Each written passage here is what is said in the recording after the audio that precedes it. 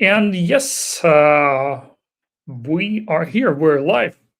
Hello, dear ladies and gentlemen. Today we have this next chapter of the Architecture Global Summit. Let me pull it up over here. Yep. So 2026 is here, and the tech is moving insanely fast. That's what I'm keep saying at every stream, every conference. Everything gets faster and faster and faster and faster. And you guys, software architects, you are those who are at incredible pressure now because, well, while everything goes faster and more complex and a bit more unpredictable, you need to handle all this in the infrastructure and vice decision and all these structural decisions for our infrastructure. So that's why we actually are here to gather the best use cases, the best approaches, to share the real life, uh, I know, mistakes, do's and don'ts, achievements, and experimentation and everything. And today with me, I have Santosh, I have Suresh. Can you, Suresh? Yeah. Hi, Hello, Tansu. man. Can you hear me? Yes, Nadine, I can hear you. Okay, okay, cool. So thank you for joining us. And how do you feel about this AI speed? Can you feel it changes something in development? Does it change the world? Who wants to be first? Bro, your mic is off. Yeah. Yeah, it's like riding a wave. So the more we move fast and the more we are exploring. Even in our company, we are using so many AI tools, and every day each team member is coming up with more and more ideas like how to speed up the product development using so many tools. So we are excited with that. And I feel like a few of the team members are a bit scary that they might lose their jobs. But what I strongly feel is if people are capable of using AI, they are not replaceable. That's what I say. Absolutely. Thank you for your take. And Suresh? Yes. Thanks, Nadine. It's a software architect global summit. It's pretty good. Like you guys are doing awesome job. So AI is like I'm seeing like a lot of potential for AI. Is like consulting firms and all. Now, before we used to do the coding, now we have to do more on agentic AI. Good. Like how the like of course there's a certain governance. Sometimes it's so easily we can use Copilot and other things like. Sometimes we need to keep that boundary what is inside and what is outside public. So that's governance is what like some of the our organization and the top leaders they keep on make sure that what you're sharing with the chat gpt or ai, make sure that it's what is inside and what is outside. Those governance is what little bit will be more concerning. And then the thing is like about the development and other things, it's pretty fast. And I was so shocked. I mean, anything now, I just read some articles about the doctors. They have their own doctors, they have their own ai tools, chat gpts. So they go with that and they're not going to the web based, they're going to their own chat ai tools to get the predictions and all. So nowadays, it's going to be a faster, I think, I think you're in mute. I think I'm not hearing you. Sorry about that. Next question before we dive into our sessions. Do you guys actually code? I mean, are you hands-on? And second the question, do you use AI agent coders, vibe coding, and everything in your code? I mean, I don't mean vibe coding like in something bad. I mean the assistants, vibe, the agentic assistants. Who wants? Yes, Yes. so I'm into hands-on coding. So since last year, our organization was encouraging us to use AI tools like Copilot and we have Windsurf. So they have provided two tools for us. But on top of that, we are also exploring more. Like instead of giving an ad hoc prompt to the agent and come up with the different codes every time. So now we are making sure to have a framework even to prompt. So we figure out there are two frameworks, like one is the Spec-It, which is developed by GitHub, and there is another framework called BMAD method, which is even exciting. It has like different kinds of personas like analyst, architect, product owner, developer, quality assurance, and UI expert. So using all these different personas, like we are, it's kind of a framework where even if you use the same prompt with the different developers, the end product it gonna generate gonna be the same. So that's really interesting from my end that we are currently using. Do you say that this is an agentic framework where different specialized Yes. what is it? I want to learn about that because it's a kind of cool idea. Yeah. Could you please share It's with us called, yeah, it's called BMAD method. BR matter? BMAD method. BMAD method. Okay. We have a chat here on your right and left. Yeah, Maybe let me. maybe you can write. Okay. Thank you for sharing. I want to explore that. That's really interesting. Yeah.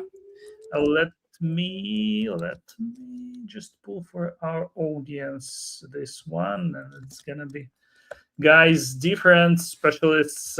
As I hear this, different agents are into your development, something like that. Thank you very much, and yeah, and Suresh, do you code and do you use AI for Uh, that?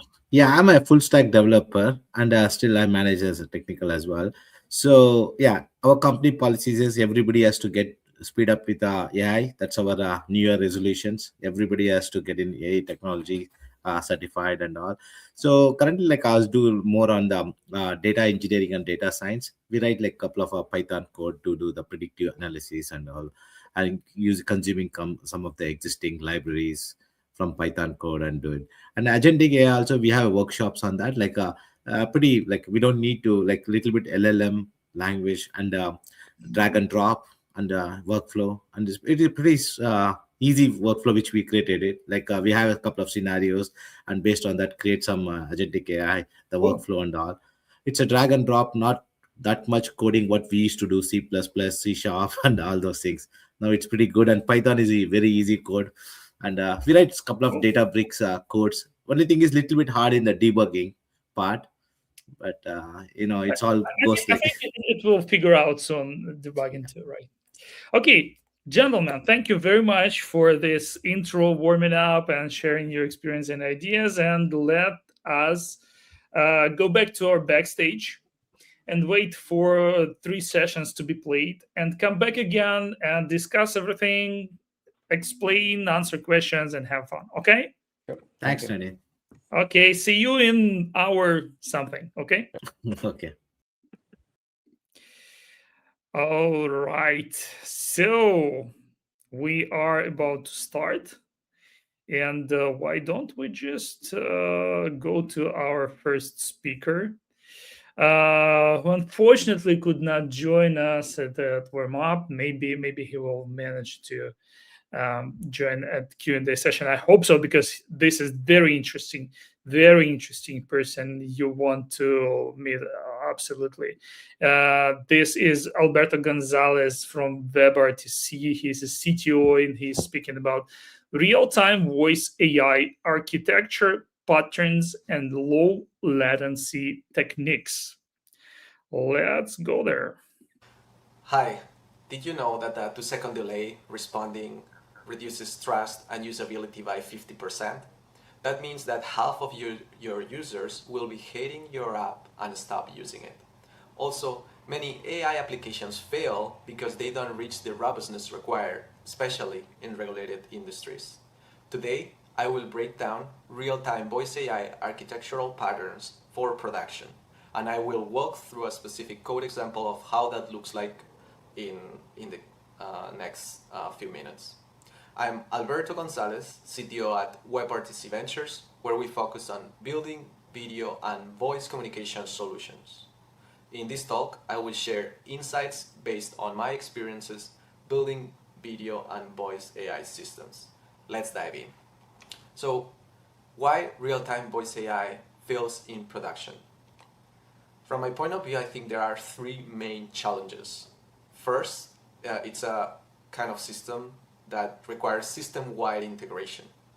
You are connecting voice, multimodal systems with text, and also it's a synchronous operation, which means that everything needs to perform sequentially and that this operation, the errors in this operation are propagated. It's also stateful, which also makes the system a little bit more challenging. Latency is also one of the challenges. Of course, there are targets of sub-second latencies, and that those latencies add up as you add more models or more steps into your pipeline. The rapid evolution of the models is also a common challenge in any AI field today, so of course it also applies for voice AI. There are, in production, four areas where you can find challenges specifically around reliability and safety. One is not just the latency, as I mentioned, but the consistency of the latency. Delays of over like 2 seconds in voice AI often frustrate users and make low latency response critical for user satisfaction. And as an example, we were able to achieve sub-second latencies in a system, but if you sometimes experience spikes of 2 seconds or more, that's still a very frustrating experience for the specific users seeing that or hearing that. The reliability part is also critical. You want to make sure your ASR system or speech-to-text system doesn't do critical misrecognitions. And that's very common when you're getting input from the user, particularly getting, for example, emails and stuff like that, where it's a bit harder for the large language models and the speech models to understand. So in that case, providing additional vocabulary or context to the models is critical for improving that reliability. Safety, of course, applies for production-grade regulated industries. So in this case, you want to prevent unintended actions that can be very costly, or even spill some of PII information. Monitoring and maintenance is also one part of it, where will allow us to understand how the models improve, and also if there are any critical mistakes that we have made in terms of, again, costly operations or PII information. There are also, in high trust domains, there are some additional topics that you should keep in mind. This might not apply in all the use cases, but for example, in healthcare, there is something called HIPAA compliance, which basically enforces any provider, makes sure that any provider doesn't capture personal identifiable information and stores that without permission. This also is something that you should keep in mind that can change in different industries. So there is also PCI DSS that applies more in finance. And then it's about making sure that that speech, that specific maybe credit card number is not passed to the large language model.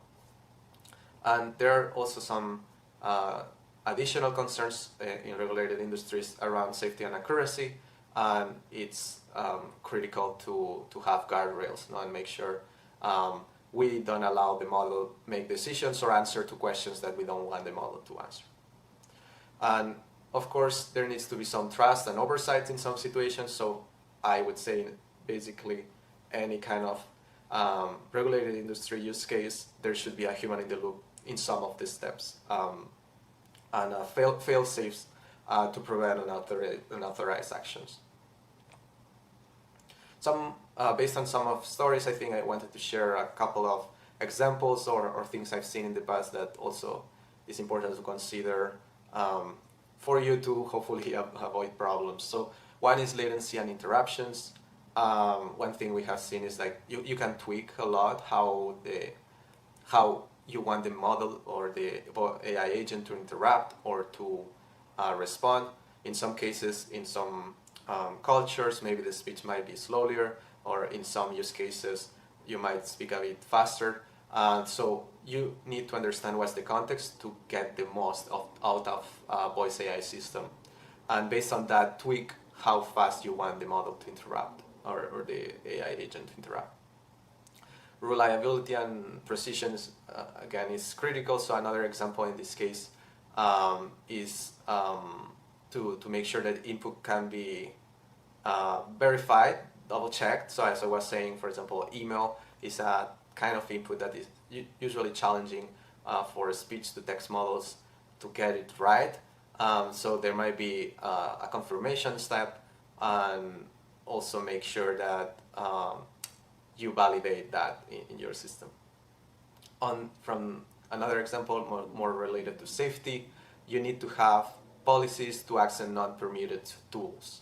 So when I say tools, I'm referring, for example, to MCP capabilities of an AI model. So if, for example, you want them to be able to delete an account, that probably could be critical for some finance system, but it might not be as critical for a more basic SaaS platform.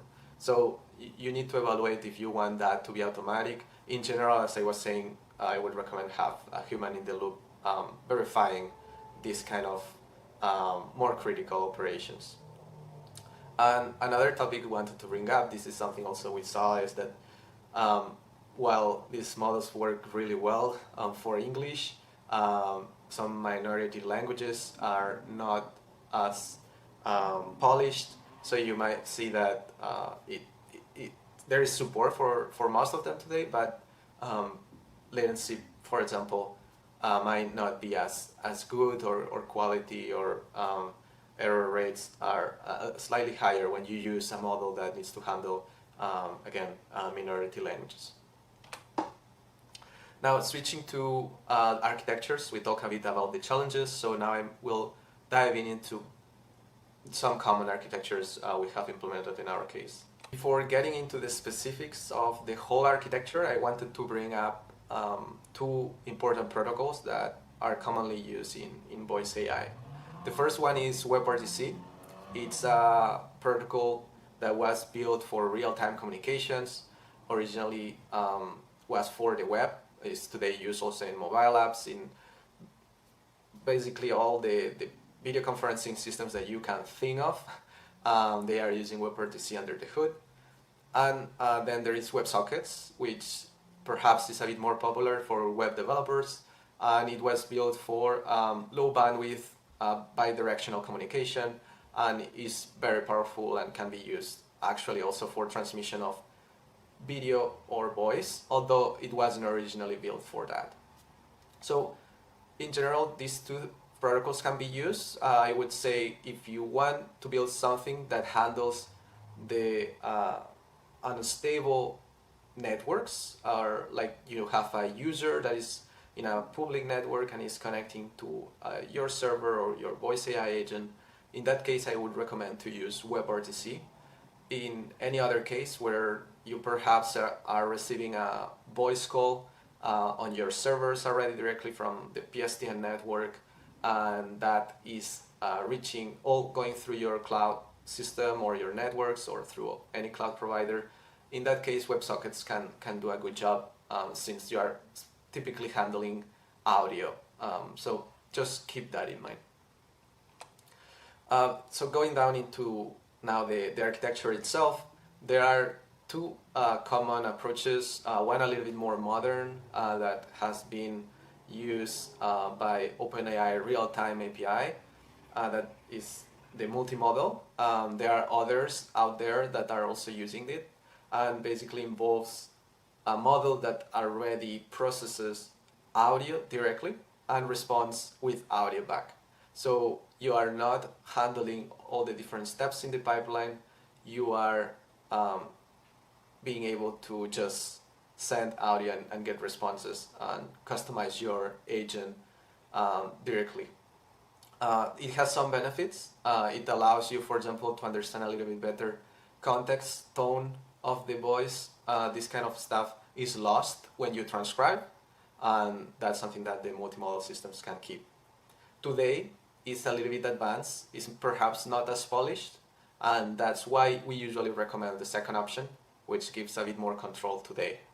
That's the one at the bottom where there are more blocks, as you can see. So there is voice activity, audio detection, then there is a speech to text, there is the large language model using text, and then text to speech, and the generated audio sent back to the user. And this offers a lot of control, obviously, so you can pick the best models for different things, and you don't need to use the same provider for all the system. Other popular alternatives for multimodal exist. There is Ultrabox, which provides also a model that accepts video directly, and there are some like Gemini Live and Amazon Nova that also can handle audio directly, although they don't support WebRTC yet. So in general, yeah, there are these three blocks that you can divide it, and at the top you have the initial interface that handles the voice, the turns, the jitter, the latency. So all this is handled by our real-time framework. In this case, we have used LiveKit agents and PipeCat. So those are very popular agent frameworks for real-time. But they have some parts that could be risky, like if your system has some parts that require riskier operations that are not just kind of providing information, then you might want to have some separated reasoning layer. And that's what I was describing before as like a stateless reasoning layer, and typically that can be done with LangChain or some other large language model API directly using the OpenAI API if you want. In this case, you are dealing already with text only typically. These frameworks don't support, that I know of, voice very clean, very easily, I mean, and then there is the tool execution that would be a satellite element that is not part of your business logic, and is basically handling operations with databases, MCP, integration with CRM, or human escalation, sending notification, all that stuff. In general, OpenAI real-time voice API is phenomenal for conversation, but dangerous if mistaken for a decision system. And that's what you need to keep in mind. Like, you can use OpenAI large language models, but you might want to have something to validate critical operations in your software. And this is just an example, but it's based on a little bit how Amazon Bedrock Logic works today, and how some really agent systems can be organized. So you can see the user or the client UI in this case is reaching the agent. In this case, the agent could be, as we were saying, like some kind of real-time voice AI framework that manages the requests for operations, and there is a reasoning loop that keep sending text to a large language model, and the large language model also is requesting to an API gateway element to perform any specific action. If the action is allowed or not doesn't depend on the large language model or our software, but depends on a separate piece, which would be the policy engine, which has the fine-grained rules. So if I'm requesting to speak with a supervisor, if I'm allowed to do so, the policy will check and if I can, then the LLM can execute the action.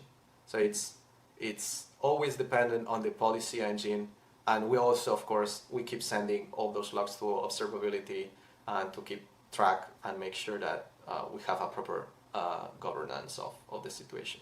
But yeah, as you can see, if you are denied, also you would be declined. The large language model perhaps would decide that you can do it, but would ask and then would see that it's not allowed to do that, and then we wouldn't need to have to regret performing some critical action. Now, moving to turn taking, interruptions, state management. So, how to build robust turn detection? That's a very critical part of voice AI agents, and it involves several pieces. The first one is using VAD, or voice activity detector. Basically, this detects when a user is speaking or not speaking. We don't want to send to speech to text model anything that is not related to speech. So a very common project for that is called Celero VAT, and it's popularly used by many open source frameworks, and we have used it in production ourselves. Another important part is the hardware and noise suppression. So obviously the cleanest is the audio, the better performance we will have when doing the transcription, and that is something to keep in mind. So if you have control over the environment of the user, that's the ideal scenario to have reduction of noise. If not, there is always some techniques to still apply software based noise reduction. And the last step, or another step that we need for robust turn detection, is the turn detection itself. No, like we want some way to know when a person has ended the speech. So for example, if I'm starting to form a sentence, we don't want the bot to interrupt me because the sentence is going on. And that's what happens when we speak with humans. We know that the sentence haven't finished, so therefore we need to wait, and we usually wait longer than if the sentence have finished. So the same happens with this kind of neural turn detection models. Very popular one is the one used by Bagcat. It's called Smart Turn. There is another by the open source LiveKit open source project, also turn detector, which you can use, and you can tune the thresholds that you want for barge in, which means basically yielding turn to humans, and how fast you want that to happen for the AI. And of course, it will distinguish the pauses and the end of turns, and it can cut latency while reducing the false interruptions. There is some mechanism that some models have that is called eager enough turn, which basically means that you can interrupt a bit earlier, or you can prep the model to interrupt a bit earlier. This means we are sending already inferencing the LLM in the background before the sentence has finished, or before we think the sentence have finished 100%. We still are unsure, so then that's when the eager end of turn happens. We are inferencing just in case it is really finished. So it causes additional usage of tokens, which has a cost. And yeah, in this chart I didn't mention before, but yeah, it basically represents some other popular VAT models, and obviously this is from Celero, so this advertises a bit better Celero, but I think this is probably accurate. And now let's start with my favorite part, latency in live environments. So latency, it's obviously a very important part for conversational voice AI, and this is a typical pipeline of how voice AI agents look like. As you can see, there is a user request sending media, or in this case audio, that reaches a media server. This sometimes might be part of the voice AI system. Maybe this is something you already own. If you have some kind of PBX, telephony, or WebRTC media server already in your system, this is where you would receive the audio. Then that audio is relayed to what we call the agent or the worker, where we are going to perform or orchestrate all the operations required to handle voice conversations. So there is the VAD that we mentioned before, as you see up there, that takes a few milliseconds to verify that the speech is a speech, so that threshold can be changed, but here we're assuming 300 milliseconds. And after that, then we know that speech started, and we will send that to the speech-to-text model. Then we will be getting chunks back of that transcription, and we can decide to already send those to the LLM or wait for the is final. And this is the idea of what I was mentioning before, of the aggressive barging, or that we talk about. So if you have a more aggressive approach, you can start sending partial text to the LLM to start getting some responses when we think that is probably finished. But there is also one parameter that in speech-to-text models verify the transcription is fully finished and accurate, that is final.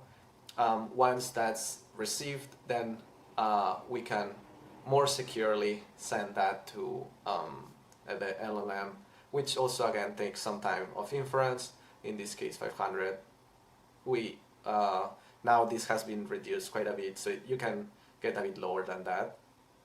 And then you start sending the response chunks to the DTS service, text-to-speech. This is going to keep generating audio chunks, and typically they are PCMU audio chunks, but it can be others. And those will be relayed back to the user as RTP audio, or it could be over WebSocket directly as PCM audio. And yeah, this is a typical one, like latency that we have seen in production in some of the systems we tested and built. This we consider is a reasonable latency. 1.1 seconds is basically what I got in like the demo I'm going to share, performing about 30 tests. Again, there is variability. There can be spikes that go above 1.6 seconds from network variance and load. The main bottlenecks identified are the ASR, so it's the first step, the speech to text, mainly because that's very configurable. It has a lot of variability depending on if you barge in very early, very late, how fast you want to detect that speech is a speech.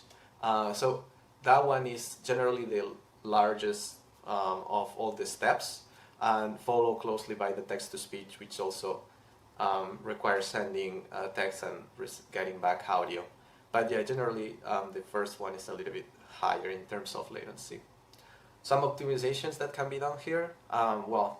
Simple one is edge processing. So usually if you have all the services co-located, you are going to be able to avoid the latency of reaching the third-party service, in this case reaching maybe the LLM or reaching the speech-to-text model.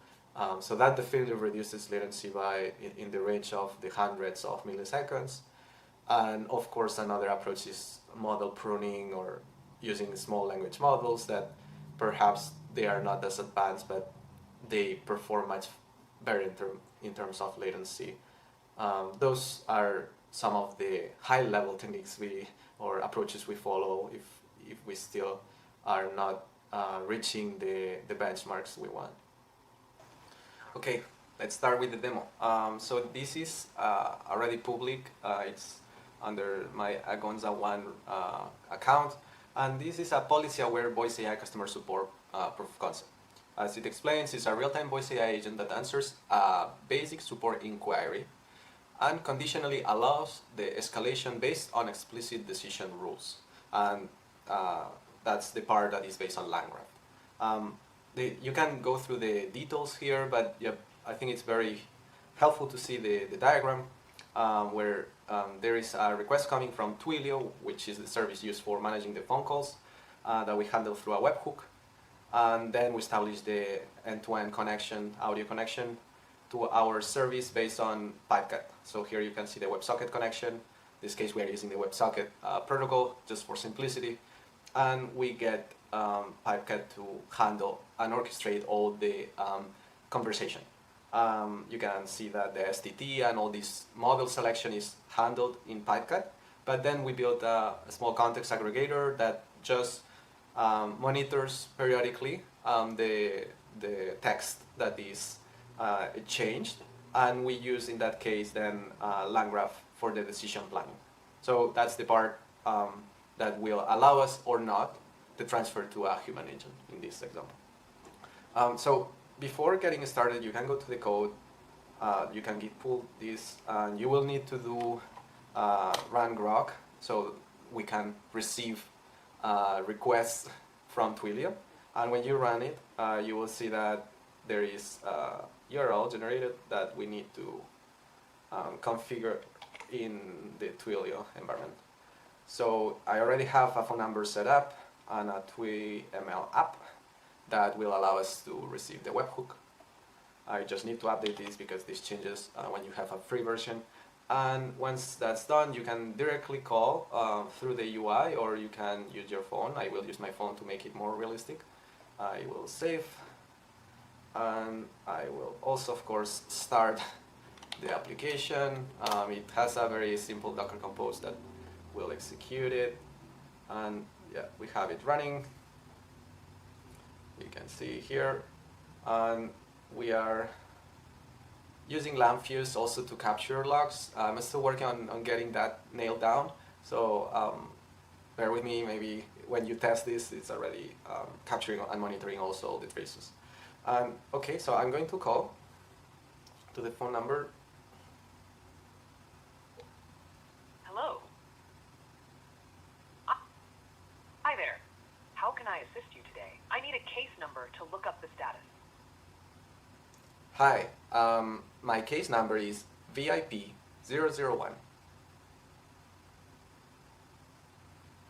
Thank you for providing your case number, VIP001. I will check the status for you. Please hold on a moment. Your case, VIP001, is currently in progress. Can you tell me anything else about my case number? I can check the status of your case. However, I would need your case number again. Okay, connect me with a human agent. Connecting you to one of our agents now. Please hold. And it's actually routed to another phone number. What I wanted to point out here is not just the simple basic voice conversation, which there are plenty of demos out there, but how here we apply the policy evaluation, and we are actually allowing to escalate based on the case number. So in this case, I just simply decided that if you say VIP, that will be a case number that we accept. If you don't, then it's a case number that it cannot be escalated. So we are evaluating that using LangGraph, and if the auth level is strong, equals strong, then we allow the escalation. If not, the LLM, if it wants, it won't allow that operation. So it's like a tool that is not possible to do. So this is basically it. Hope you like the demo, and I will be following up with the presentation. Today we can build this kind of conversational voice agents pretty easily, and it's possible to also make them robust, as you saw, with more structured setup with decision systems kept out of the conversation. And yeah, the future looks exciting. There are some things to keep in mind still, like in terms of system design, as I said, and also latency. It keeps getting better and better. In the last 6 months, it went from having around 1.6, 1.7 latencies to today almost getting close to 1, using basically the same systems, just the new models. So yeah, I recommend you to try the demo. You can see here some other links. There is a web voice agent. I also didn't talk about this one, but feel free to try it. Or the telephony customer support demo that I just showed. They are experiments, but try swapping it in different language models, trying different engines for text-to-speech, for example, benchmark how they work, and yeah, build your custom agent. And well, if you want to connect with me, I'm always happy to talk about conversational AI and building this kind of systems. So here you have my information, LinkedIn, GitHub, anything works. And thank you. Well, yes. Wow, that's amazing how this systems evolve. Thank you very much. Thank you for this great presentation, Alberto. Thank you for these examples you provide. And folks, you should definitely pay attention to these examples and play around there and know how it works. Thank you very much for this exciting stuff we got here.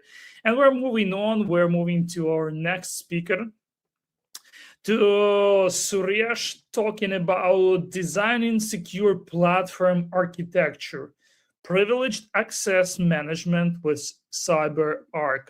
Let's go. Hello everyone, welcome aboard to a Software Architect Global Summit 2026. Thanks for providing an opportunity and organizing this event, and also thanks for Critical team and Nadine for coordinating and support. About myself, Suresh Pairu Subramaniam. I'm a technical manager, full stack developer, worked in IT industry for more than 2 decades with hands-on coding and development. I've got experience in end-to-end delivery in enterprise applications, cloud computing, and data architect.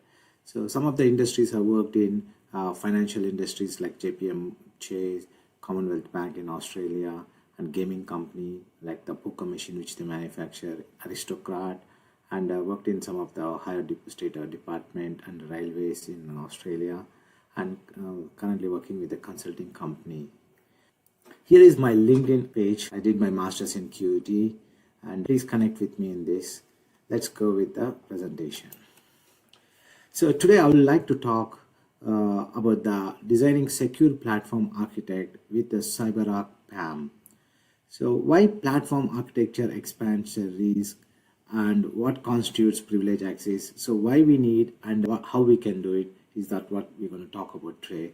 So privilege access is the highest risk layer in modern platform. A modern enterprise platform have evolved into complex distributed ecosystem that dramatically expand the privilege access attack surfaces. The convergence of cloud infrastructure, hybrid environment, and rapid development cycle creates unprecedented security challenges for financial service organizations. What constitutes a privilege access? Admin or root accounts, service accounts, secrets, and some of the API keys constitutes the privilege access. And why attackers targeting the privileges? So some attackers are targeting to the accounts or assets which has got high privileges, like a credential theft, privilege escalations, lateral movement between the departments. We look into today's on CyberArk components, a few components like password vault access, web access, privilege session manager of for SSH, and we can onboard accounts, platforms, some of that is like dashboards in CyberArk admin. This presentation examines like how CyberArk PAM secure enterprise and architecture. Let's start something similar, like what we do day-to-day activities, like what we do every day and how it goes forward. Let's look at the next slide. So every employee begins their day by logging into their corporate devices and are required to log into and interact with various systems from their email, internal applications, cloud platforms, database, and third-party services.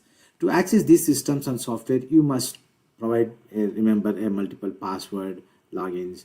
You will learn about these benefits by CyberArk solution, how to use these in employ the different types of softwares. So behind the scene, this means like multiple credentials, different access level, and in many cases privilege access. So you'll be accessing multiple accounts that can change system, access sensitive data, or impact operation in many cases. The system you access hold a privileged information such as customer information or sensitive company information.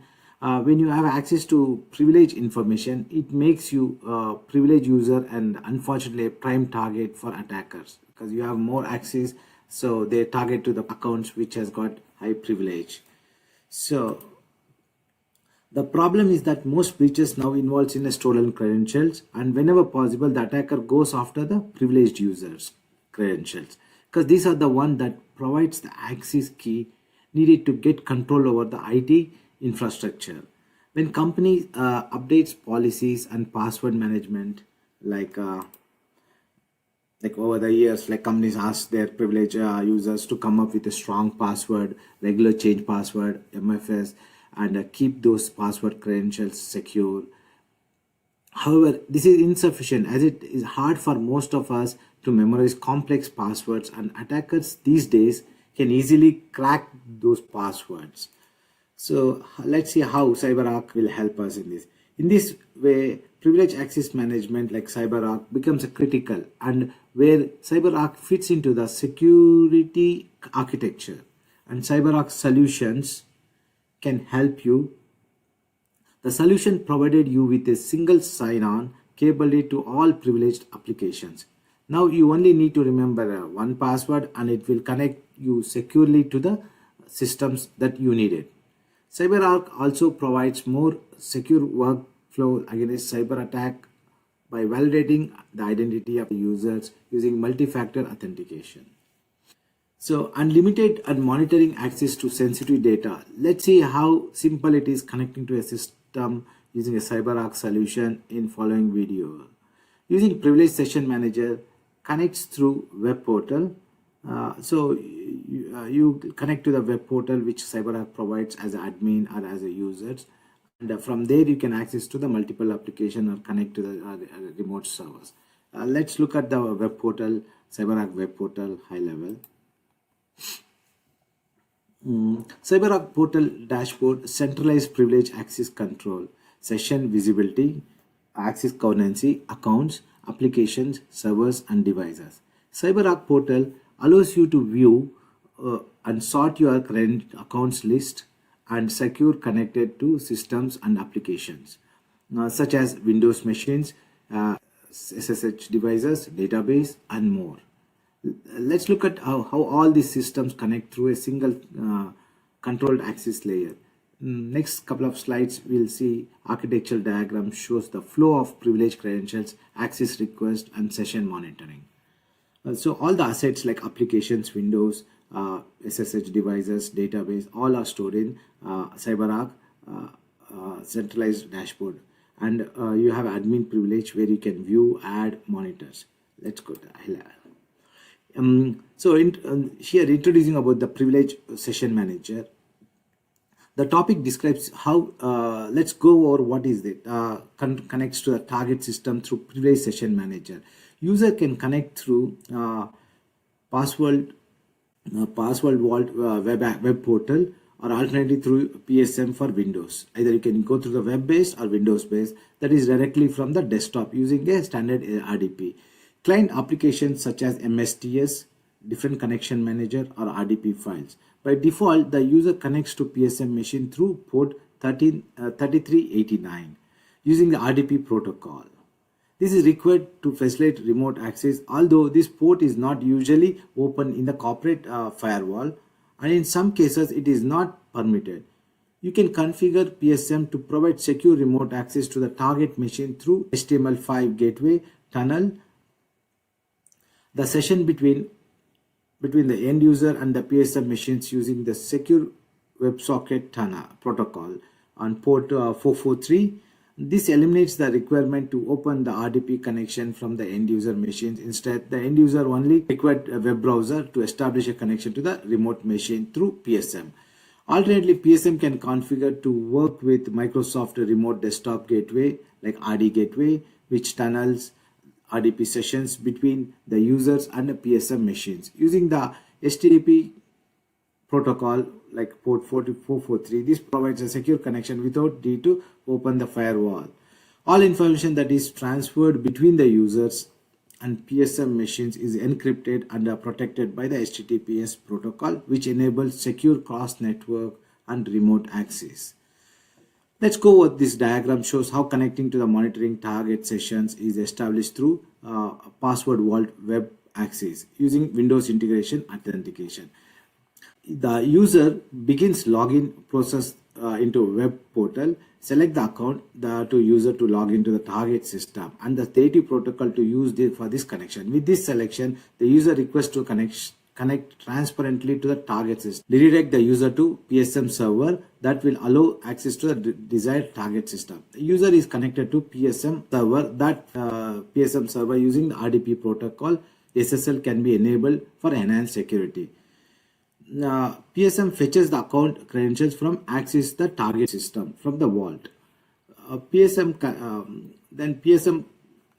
connects to the target system with the fetching credentials using a native protocol performed in the previous sessions recorded in PSM and uploaded to the vault, where they can access and viewed by auditor and other authorized users.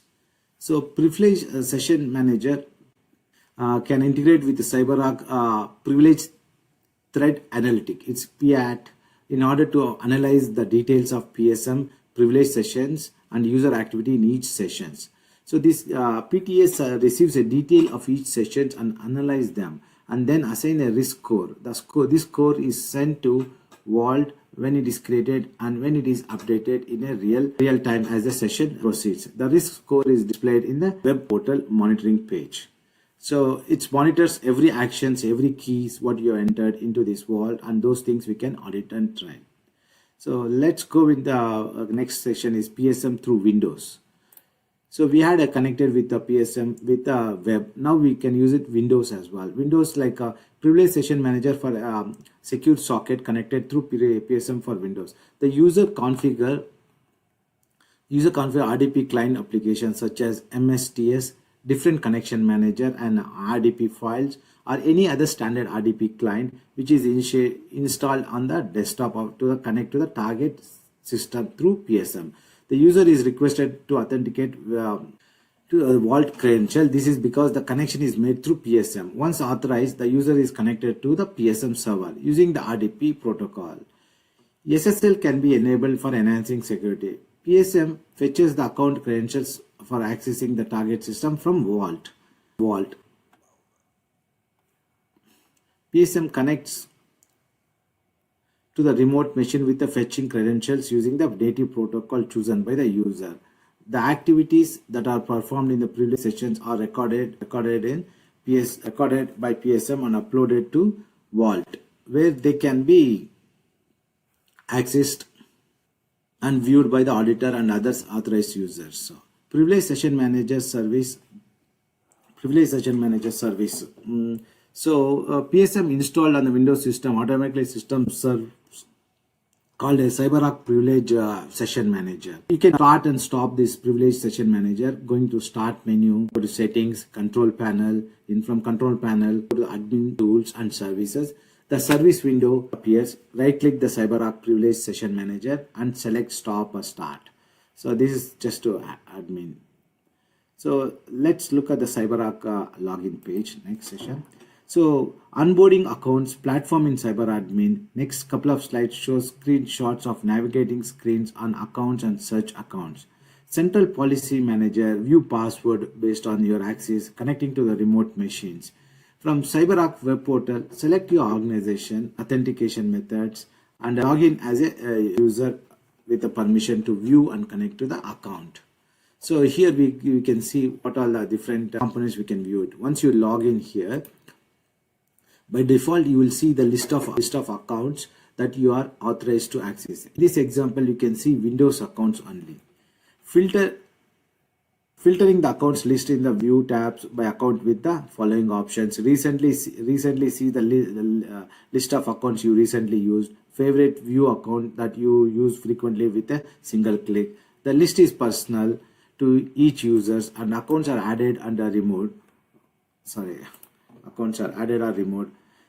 So Central Policy Manager shows the disabling of CPM, list of accounts that have been disabled to automatically by CPM and are not currently managed by automatically.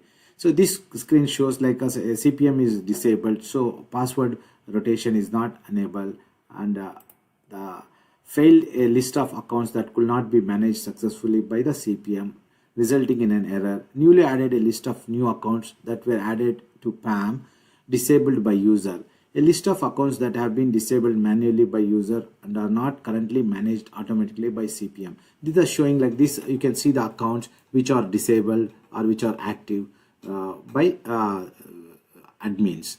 So this one is an example of which is failed or stopped not to do the password management.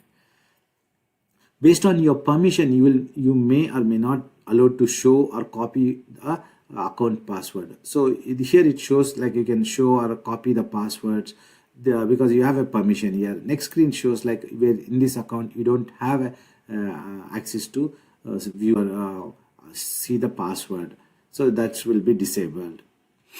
Using CyberArk web portal, you can view or edit the and connect. Here is a screenshot. You can connect to a Windows, open the web portal with the credentials. This pop-up window will appear. Enter the selected reason for connection. You can also connect through HTML5 gateway application. By clicking the connect, you will get this pop-up window. Sorry. Enter the selected reason for connection. Connecting to the target machine, enter the selected reason for connection. Like you need to free text, or you can select the list of available one. You can also connect through HTML5 gateway if applicable. This option opens the new tab on your browser instead of downloading the RDP file. So the new tab is open. This option opens the new tab in your browser instead of downloading an RDP. For user who have access to Linux account, the process is same. So for the Linux accounts also the same process as Windows account. Now you know how to connect to the view from CyberArk portal. For more information, check out the online resource. So in this section introduce for you about a PSM for secure shell, which preserves the benefits of PSM such as isolation, control and monitoring, while as enabling user to connect transparently to target Unix system from their own workstation without interrupting their native workflow. The Privilege Session Manager for SSH, PSM for SSH, enable organization to securely control and monitor privilege access to a network device. Let's follow this diagram. User connects to the remote target system from their native client through PSM for SSH using a standard SSH protocol port. The PSM SSH machine authenticate the user to vault and retrieve the privileged credential according to the user permission in the safe that are required to connect to the target systems. The session to the target system can be SSH sessions or a telnet session based on the platform defined. During the session, each keystrokes and commands is recorded in the vault for immediate auditing. At the end of the session, a text recorded of the entire session is stored in vault. Here, for the user who have access to the Linux account, the process is the same. Logging to the web portal, and you come and look at the list of Windows assets like accounts, Windows, database. Click the RDP file for the single sign-on connection. You are now connected to the, so once you're connected, you're connected to the your Linux target machine. All the sessions are recorded. Now you can how to view connect with a privilege account using CyberArk web portal. Here just list of files you can see. So you're already inside the Linux machine once you connected. So Safe enables you to store and organize authorized user accounts according to your organization requirement. So add a safe and modify their properties, manage safe members and their permissions from the CyberArk web portal. Select your organization authentication method, log in as a user with the permission to add manager. So all these things we can perform as an admin. So here how we can add as a safe account will be performing here. Once you log in, click on the left side, all policies. CyberArk introduced a new user experience for managing. Our look and feel is the same side-by-side view with all existing safes on the left, and select the safe contents and manage options on the right.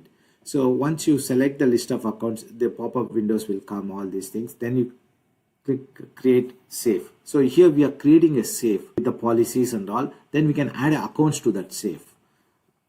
So first step is creating a safe. So once you say create safe, this is now the safe. Give the safe an informative name that represents the safe structure in the organization. Assigned safe to the CPM. The CPM component will rotate the credentials of accounts stored in the safe. You can also add a description. Under the advanced details, you can select the account version management by number of versions or by days. Move on to the next step. In the second step, you can search and add members to the safe. Like you can add number of members to this particular safe, or you can add it later as well. Choose the source you want to search. You can search by the existing users and groups in the vault, or user and groups in the extra LDAP directory. Then choosing the members you are searching for, you can search for user groups or both. Lastly, enter the least character in the search field. This character represents a string found in one of the fields of the users or a group you want to search for. You can search by name, display name, mail or email, and so on to add those accounts or groups.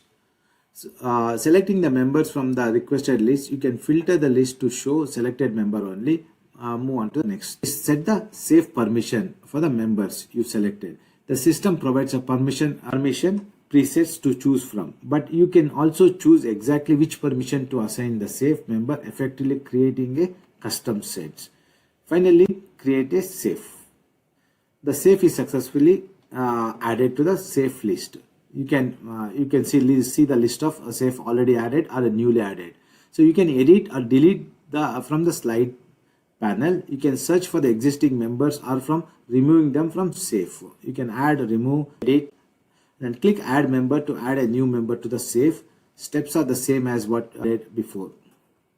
A platform, like now we added the members, right? Like similar, we can add a platform like Windows platform, database, all those things. A platform defines a shared characteristic for multiple accounts. It defines the technical settings for these accounts, such as account properties, credentials, management policies, and time frame, workflow, and more. User who have a relevant permission can add a platform and modify their properties. From the CyberArk web portal, click on your organization authenticate method. Like you have to log into the portal using your permission. You can manage the platforms in the left-hand toolbar. That platform list displays by categories such as Windows, Unix, cloud service, and more. To create a platform for managing a Windows account, expand the Windows category. Here you will find out the box platforms for managing Windows domain accounts, desktop accounts, and local server accounts. To create a platform that manages Windows Server local account, select the default Windows Server local account platform, click the action button and select duplicate. Name the new platform with the informative name. So duplicate is the better option to rather than creating from new. Just copy it, clone that, and then create with your own names. This platform will be used to manage Windows Server local administrative account. Password of the account associated with this platform will be rotated every 45 days. Click create. The new platform is added to the list. Click action button and select edit. You want to modify. So under the automatic password management, click password change. The allow manual change properties. A few properties are there which you can modify. Like allow manual change properties indicate that administrator with permission can trigger a manual password change. Automatic rotate password associated with the platform. Change the perform periodic change value to yes. Frequently is configured in the master policy. Click apply to save changes. So these are some of the properties. We have plenty of a few properties which you can modify, edit, and all those things. Click password to verify. Password verification means that system will attempt to log into the target device and verify the password in CyberArk matches the password on the device. So we have a agent which is sitting on the client side. So this will go and connect to that server, see whether password is valid from both the sides. To enable automatic verification or password, change the password periodic verification value to click. Click apply to save your changes. Click generate password. Here you can see password policy and edit it. So CyberArk provides tools that will allow you gain access the dashboard and the database from the web portal without login to the web portal. So need to so if you can access the database as well without going to the database through Studio, you can connect to the database directly from web portal. But for that you need to download a PSM connection manager tool. By logging using credential will connect CyberArk and creates a shortcut. So PSM client tool you access SQL management Studio and also with Windows domain database remote access. So PSM client here you can download it and you can connect directly to the database from here. So here the takeaways of this one this presentation is CyberArk PAM service as a cornerstone of a zero trust architecture, enforcing the principle that no user or a system should be trusted by default, even within the network permits. Identity verification, it verifies who you are, what you are, and policy enforces who can access which particular assets like database, Windows, or accounts, and just-in-time access. That means they have a time limits, 24 hours or 12 hours. It won't be a password will be reset every retention period. And continuous monitoring, there's a vault which monitors every keystrokes, who's doing what actions, everything, and it's recorded for auditing purpose. So I'm not going to read all these things. Let's go with the next screen. So architecture takeaway in this: privilege access is a platform design decision, not an operational detail. Implementing a CyberArk PAM requires a fundamental shift in how architecture approach privilege access. This principle should guide platform design decisions and inform security architect strategies across the enterprise. Privilege access is a platform design decisions, not an operational design details. Unmanaged privilege creates the largest blast radius in modern system and must be architected intentionally. CyberArk PAM functions as a control plan for privilege, centralized vault, just-in-time access, and session monitoring, decoupling humans and applications from secrets. Zero trust required privilege access governance. Identity first security is incomplete without strictly control over administrative and machine access. Secure platform assumes a compromising and design for containment. Limited privilege durations. So we have any logins, they'll be limited for 30 minutes. After that, it will expire. And scope and visibility reduces the lateral movement and accelerating recovery. Continuous visibility enabled trust. So comprehensive monitoring and auditability of all privilege account created, the transparency necessary for a zero trust architecture, real-time session analysis, behavior analysis, every keystroke is recorded, and immutable logging transform privilege access from security risk to competitive advantage. So let's secure platform are not built by trust users. So CyberArk has got their own university and technical community and CyberArk documents where there is a free trial versions for 30 days where you can access CyberArk portal, you can play around, look in the admin portal, all those things. And also CyberArk GitHub, we have 185 containers, Terraforms providers, Conjure open source suits is collecting in software, and some of the API calls, REST API calls, you can call all those portals. What it does, session management, instead of using the portal, you can call through your legacy application or inbuilt application through REST API calls. Those calls will be done in your application rather than going to the web portal. So those things to play around, and you have a free trial version, so you can call those APIs in your applications. And there's a GitHub repo is there, so we can look in the code how the sessions are managed, codes and all. And there's another few other components are there: break glass, dual axis approvals. Like means like once you log into that, the multiple team can access for 24 hours. So break in glass. These are the setups done by the each organizations, how they want to use this session management and all. So thank you very much for our time and patience. Enjoy the rest of the conference of Software Architecture Global Summit 2026. Once again, thanks for providing the opportunity and organizing this event. And stay for the next sessions and a Q&A and a discussion, please. Please do connect with me in the LinkedIn. And thank you very much for your time, and I appreciate that.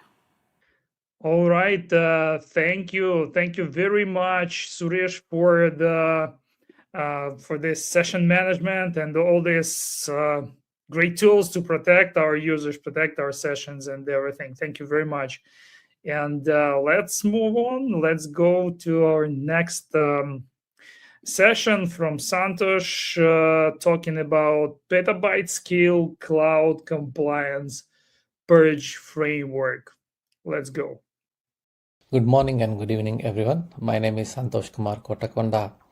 I work as a senior software engineer at Financial Service, where I lead the design and implementation of large-scale cloud architecture in financial domain. So over the past decade, I have helped organizations transitioning from legacy on-prem systems to dynamic cloud-native solutions. Today, I hope to share practical insights, architectural patterns, and lessons learned that you can apply in your organization, whether you are working on data compliance application or cloud-native project.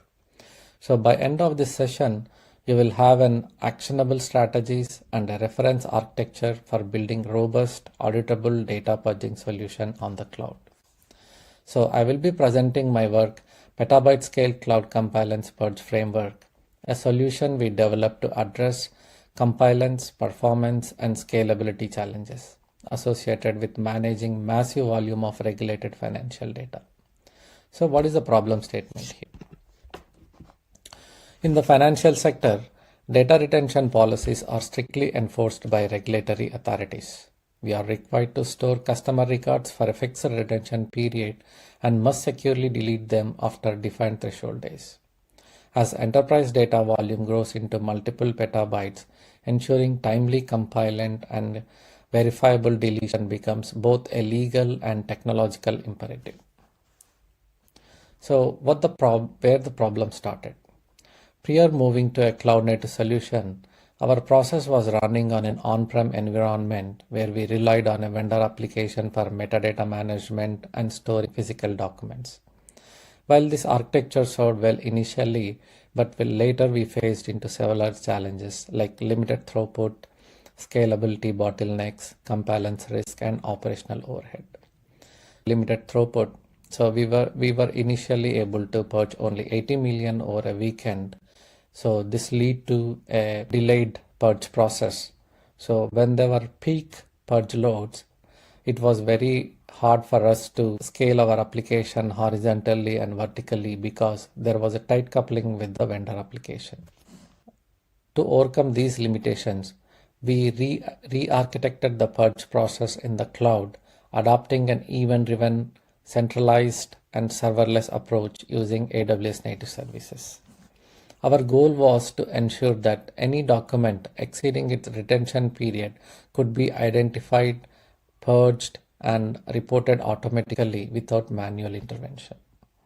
Our data was initially on-prem, so it was a journey for us. So initially we started migrating our metadata from on-prem servers to like the metadata from on-prem servers to MongoDB and the physical documents to S3 as objects. And once we moved the data using DMS jobs and we built in-house applications to move the metadata to Mongo as well. And once the data is in AWS, and then we rewrite all our applications and we provisioned all the required AWS services using environment as code.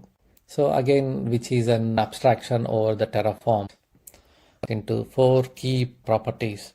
Documents are categorized by 4 key properties. One is cluster, which is a logical grouping. After logically dividing these documents into subcategories, we chunk down the process into 4 layers, 4 key components. One is dispose cluster detection, dispose metadata detection, the actual dispose service, and the attestation of dispose. So this dispose cluster detection, it runs on a scheduled interval via AWS Event Bridge. So it will trigger the cluster dispose detection ECS task, and it generates a trigger file and places into an S3. So this trigger file will be input to our dispose metadata detection. It reads that file and fires a query against Mongo, and it gathers all the purge eligible Mongo object IDs and the reference to an S3, and it stores into an Excel sheet or a trigger file.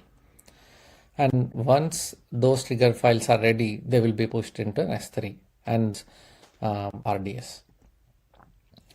And the actual dispose service will read those configurations and goes to an S3 to pick that file, and the actual purge process happens here. So it reads the Mongo object ID and it deletes from Mongo so that no customers can search for the document beyond that threshold days. And once it is successful, then it goes back to actual S3 physical object and deletes it from there. So once both are success, it persists that information in how many of these metadata got actually purged from Mongo and S3. Are there any issues? If there are any issues, have we done the retry, and what happened after the retry? All that report will be generated and it will be stored again in an S3. To next slide. So this is a generic architecture diagram and can be changed based on your requirements. Architecture shows only one AWS region, but in real we deployed into multiple regions, so that whenever there is a failure of one region, the other region will act as a disaster recovery. So being said that, we started our process with an event bridge for the dispose cluster detection, which will run on a regular interval. So in our case, it was 15 minutes.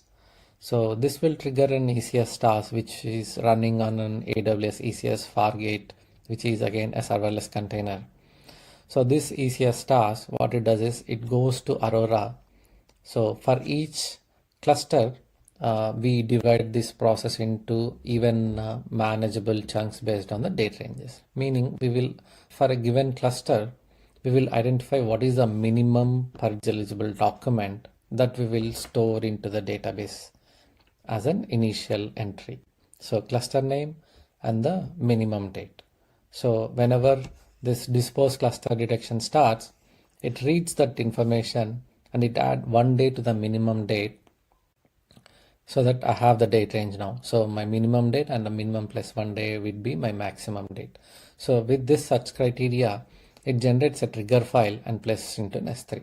So here comes the event driven architecture. So S3 will, whenever an object is placed into this S3 bucket on this prefix, an event bridge, dispose metadata detection event bridge will be triggered. So this will in turn triggers dispose metadata detection ECS task. So no matter how many clusters, how many trigger files it generates, so it will trigger all parallel ECS tasks for dispose metadata detection. So this dispose metadata detection, it reads those such criteria from the trigger file and it fires a query against Mongo where my cluster name is so and so and this is my date range. So it will comes up with millions of records. So it generates multiple records. So we have set a threshold, like for each trigger file should have a minimum number of records, let's say 500k or a million records, something like that. So it will generate multiple metadata, dispose metadata detection files for a given search criteria, and it will pushes all those trigger files into S3, and it save that information into Aurora PostgreSQL. So once this process is done, for all the files that it has generated, we will update the status as dispose metadata detection complete. That way, whenever our dispose service, so this is the actual dispose service which will be running on an scheduled interval. So again, this will be triggered by an event bridge.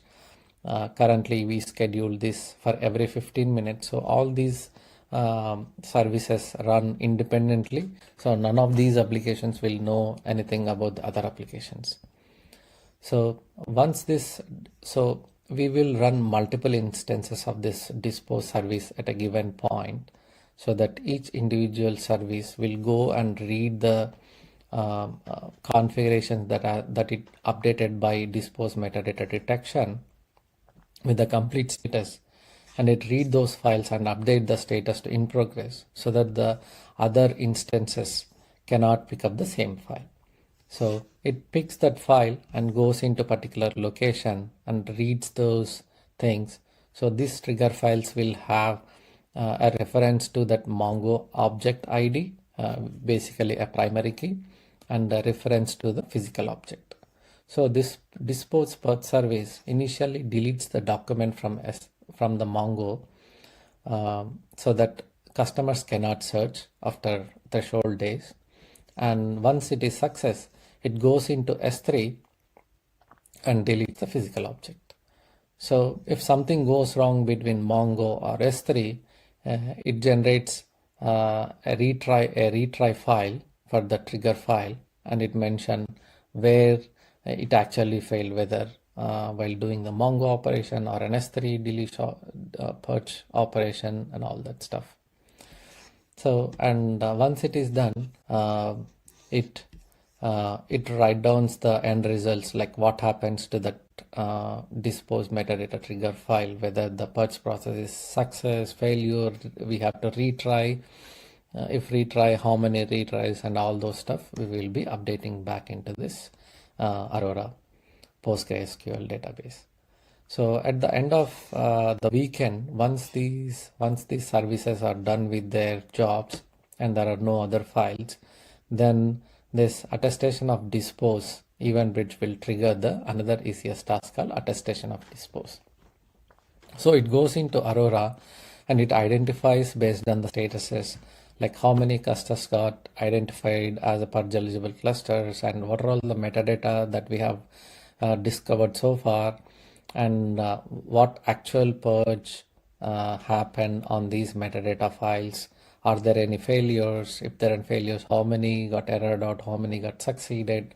All that report will be generated and stored into an S3. So these reports will be used as whenever there is an audit in the firm, we will use this file for audit purpose.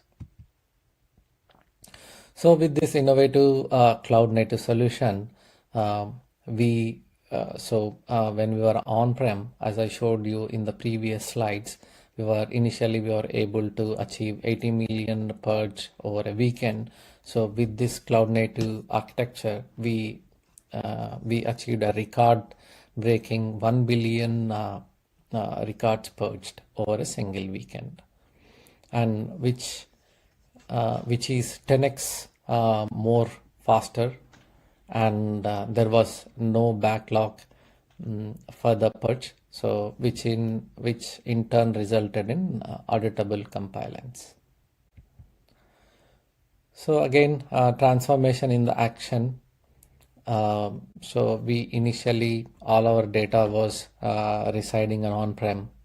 Initially, we migrated all our data to AWS via ETL tools, DMS jobs, and our own inbuilt applications. We moved our metadata and the physical documents to AWS, MongoDB, and S3, as I said.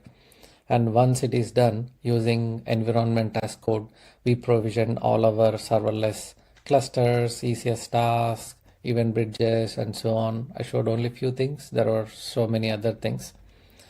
Once everything is there, so when compared to, so I want to bring in one thing here.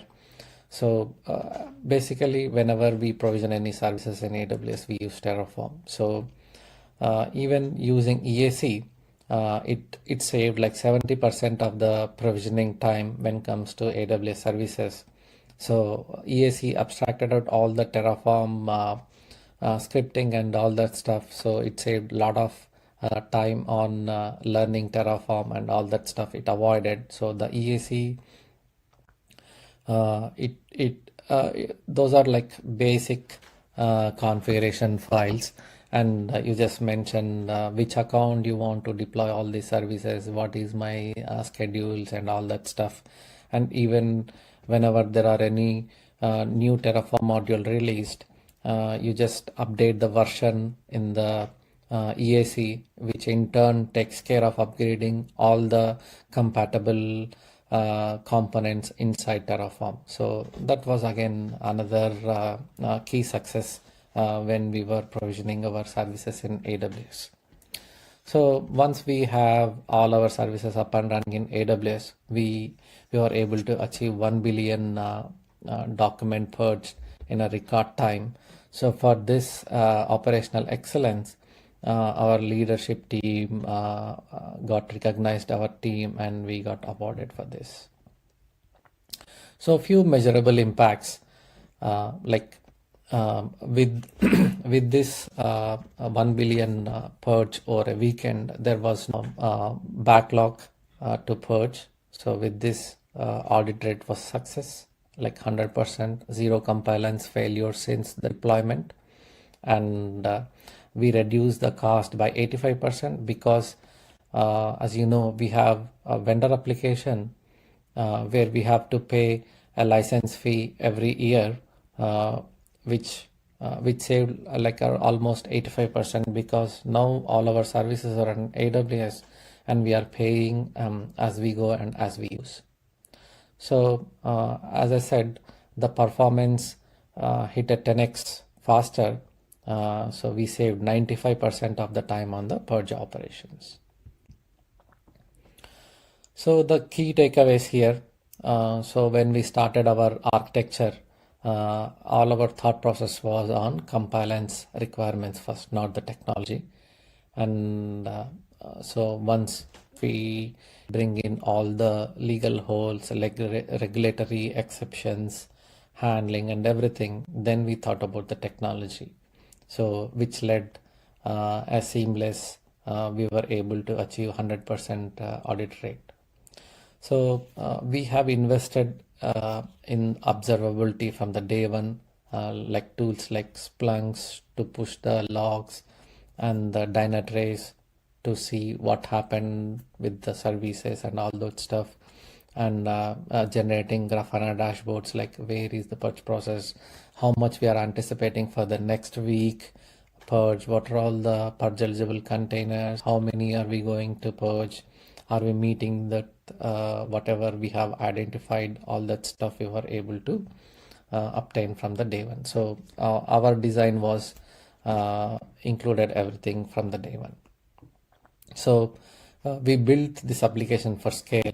Now we have petabytes of volumes, and we purge like a billion documents every week. Volumes were keep increasing, so I don't see any issue like scaling our application horizontally or vertically at any given point of time. So with this, we have automated audit trails, and beyond the financial service, the same solutions can be applied in healthcare, telecom, retail, government, where you want to purge the customer documents after certain threshold. Thank you for the opportunity. Bye.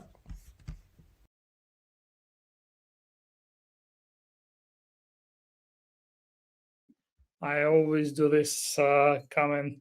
to stream without the microphone. Thank you very much for this presentation, and my pleasure to invite my speakers now from the backstage to actually to the screen. Please turn your cameras on, get your mood on, exercise a bit, because we're going to start. And let me tell you, we have a lot of things to discuss. I think you went on mute. Are you? Am I still on mute? No. Can you hear me? We can hear you. We can hear you. Oh yeah, cool. Thank Yeah. you very much. All right, nice. So yeah, gentlemen, thank you very much first of all for sharing, and well, that's a lot of experience out there. I have so many questions to you, so we need to go quite quick, especially to you, Alberto, because the technology is well is very modern and on the edge, and we're all dictating something Somehow to I'm unable AI. to hear you. Who's that? I Santosh. can hear you well. Yeah. Santosh, you probably you're muted us or something, because we can hear you. All right. I hope he will come back. Anyway, the first question to you, Alberto: how to integrate this modern AI stack into companies' existing legacy SAP, PSTN phone system without doubling the latency? That's a good question. Yeah, I mean, there are for those that don't know, like SIP is basically the protocol that is used for telephony for in most enterprises.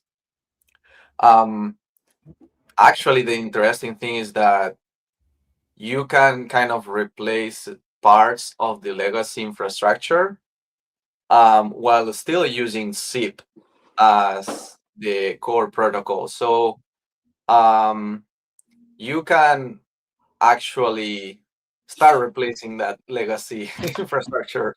But if you don't have the capability, you can still continue using your telephony systems, old school stuff, and just relay audio traffic to this kind of more modern IVRs that can handle conversation a bit better using generative AI. Thank you very much. And moving on to the next one. Suresh, this goes to you. How do you handle a total vault outage?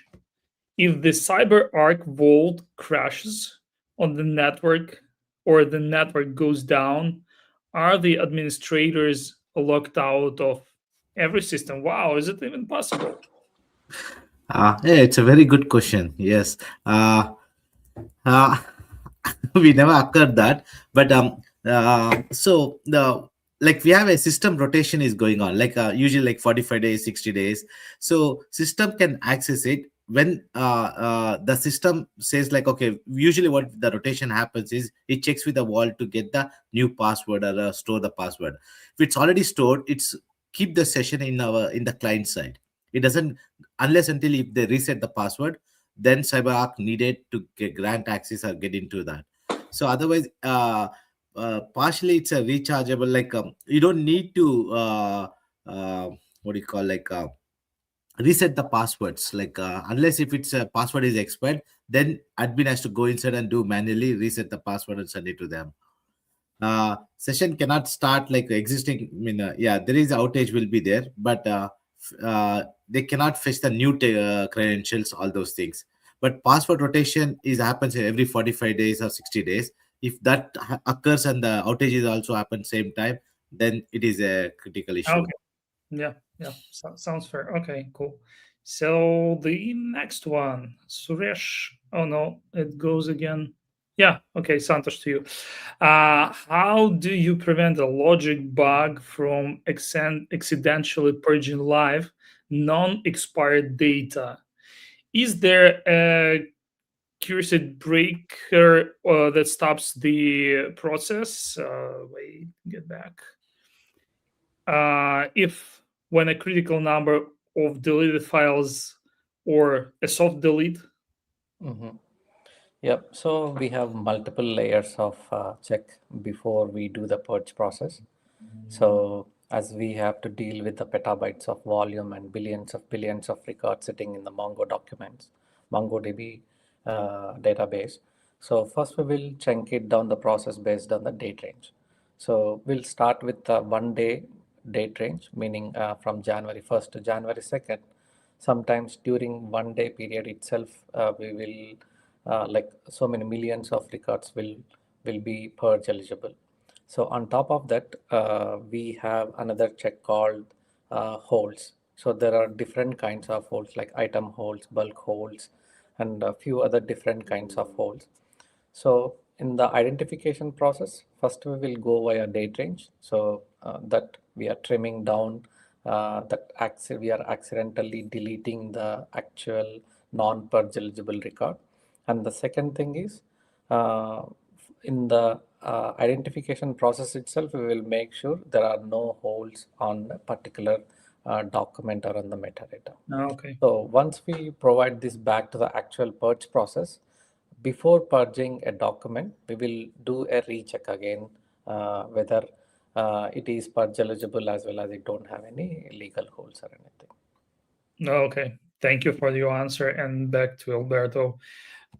Since cascaded models turn voice into flat text before sending to the LLM, how do you prevent the AI from missing the user's emotional state? Huh.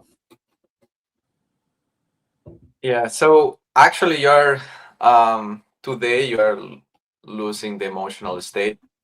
Um, there are some new models that are speech to speech based. You probably have heard about OpenAI real time. There are Gemini as well. I think AWS is also working on voice to voice. So those actually can keep Uh-huh. the emotional state of the user. The reason why this is not the default today is that because they are pretty new still, like they are being improved. We have done a lot of stuff with text. We have a lot of framework options. There is a little bit more control with text. Um, and once you go to voice also, it means that you are using the same provider for everything. So like if you want to like if you want to have control over your models, it's a bit harder to do because the open source voice AI models that exist today are minimum versus the like the text-based models. Open source are like there are many options. So I think that's why today still we are starting to use them. They are probably actually even easier to use because you don't need to handle these additional steps in the pipeline. But yeah, not as accurate yet. Like there are still some challenges. They are polishing those fast, so maybe changes in a few months. Cool. Thank you very much. So it's yet to come. Santosh, going to you. How do you handle S3 API rate limits when trying to delete a billion objects in a single weekend to stay under AWS limits? Right. Well, So we have a hard stop for the S3 deletion. So with the one request, you can max delete 1,000 S3 objects. But there is actually no hard stop, like how many objects you're gonna delete within time period. There is no hard stop, but per request, you can max delete 1,000. okay. Okay. That's handled. Okay, cool. And back to you, Albert, again. How do you stop hallucination in mid sentence if the policy engine detects a violation after the audio has already started playing to the user? Whoa. Yeah, so I Kind of think yeah, cases are coming in.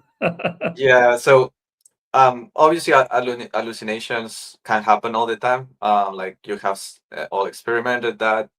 What this approach does is just um, having the LLM query something else that is so like a code, like a table or something discrete, not like something that is variable, and then decide what to do. So it's unlikely to happen what you mentioned because the AI will never start the process of the speech before that um, is allowed. So there are these three steps, no, like Okay. speech to text, text sent to the LLM, LLM decides what to do, and then there is where we apply the policy. How? So if the policy doesn't allow the specific action, then the agent wouldn't be able to reply with that sentence, and yeah, we wouldn't hear it. And one more to you. How do you keep the AI from being too jumpy in noisy environments where background sounds like coffee shop trigger the voice activity detection? Yeah, so that's actually something that you can customize in. So there is a small popular model that is the VAT voice activity detection that I mentioned. There are other um, noise reduction models you can use. But yeah, within the model, you can configure what is the amount of noise you want to handle, or to decide when how accurate you want to be to decide if someone is speaking. No, like if they are in noisy environments, your users, then you might want to be filtering that noise, and also as well as being very like adding a little bit of latency in exchange of being a little bit more accurate. Trade offs, as always. Yeah. Next question goes to you, Suresh. Great for humans, but how do automated CI/CD pipelines or scripts get high-speed access to credentials without storing a password to get into CyberArk? And you seem to be muted. Yes. Thanks, Nitin. Yeah, it's like a runtime credentials, like instead of humans accessing the credentials will be accessed through the runtime from the CyberArk. So CI/CD pipeline like a Jenkins, some of the company like JPM Chase and they use that the Jenkins pipeline CI/CD. So it's a runtime. It goes and gets the credentials. It authorizes exactly like same pass way how human access it. Okay. Okay. Uh, Well, that's yeah, clear. usually like all these things are automated. No humans will like a break class or something. Then they have to go through the workflow. Somebody has to approve. Otherwise, it's a CI/CD pipeline is integrated. Runtime it gets the credentials, and it's all runtime it cached and gets it. That's it. It doesn't store Okay. anywhere. Yeah. It works differently. Yeah. And Santosh, to you, how to test logic updates without actually having petabytes of data to process? Any dry runs or synthetic metadata? Yeah, so we have created a testbed tool which dynamically takes some date ranges and ingests some data. So we can we have parameterized the values like which cluster, which what date ranges, and how many documents you want to ingest, both in the Mongo and the S3 object. That way we can run the test bed first and make sure our process runs and make sure that date range is picked and all these documents will be identified under there was a purge eligible. So that's how we did. Okay, great. Thank you for your answer. And the last one, Alberta, how does the system handle the situation where two people are speaking like husband and wife on joint support call? I'm sorry about that. Some of you That's education. tricky. Yeah, that's a pretty different flow from what we have been building mostly, which is usually a one-to-one conversation.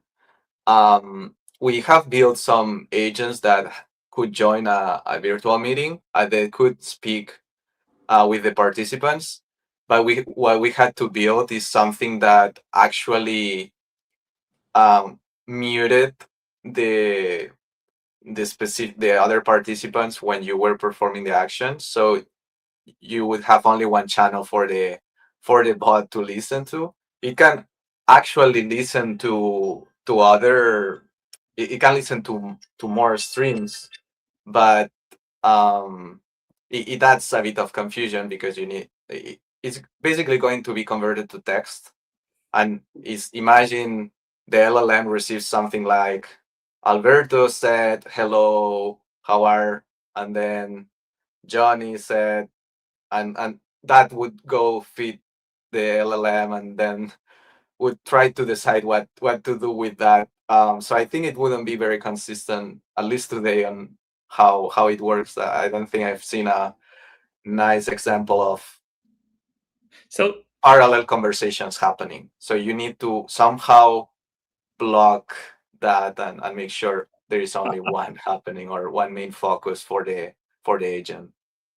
and that's why she can't say, "Don't interrupt me, I'm not finished." Exactly. I mean, yeah, you can detect the voice of the participant and identify who is speaking. So if, for example, I'm the main caller, Alberto is the original one that called, and then the wife was talking, the agent could decide to just listen me, which would be nice. But yeah, so there is you can identify with pretty good accuracy different speakers. Like we Yeah. could, if a transcription is captured from all of us, we would be able to, like, the models can identify who was speaking when, and that's probably how you would make sure if several talk at the same time, only one is the leader or the admin. Yeah, that's good luck to agents with that, because even me, Yeah, no. I'm not always, I don't always know like when she already stops speaking to me, or maybe she's not. And no, I'm not finished. Wait. So yeah. All right. Thank you very much for this conversation, for your answers, for your energy, your smiles, and your expertise, of course. Ladies and gentlemen, Software Architecture Summit Chapter 2 is officially over. And see you next time on the next chapter. Of course, you can get recordings, and like 95% of our users are watching recorded sessions. So yeah, go to our website and grab yourself one. Thank you very much, Alberto. Thank you, Suresh. Thank you, Santosh. And have a nice day, evening, or whatever you have. Yeah. Thank you. very Thank you, much. Nandin. Thank you. Nice to meet you. Bye. Nice to meet Yeah. you guys. Bye. Let's stay in touch in socials, and yeah. So this is it. Just let us know any thoughts on events at geeko.us if you need some group discounts, or if you need if you can't afford those pricing, those tickets, just write us, describe your situation. We have national discounts and scholarships, so don't worry about that. If you need to learn, if you need this knowledge, just reach out to us. Okay. Again, thank you very much, and see you on the next chapter. Stay tuned. Bye.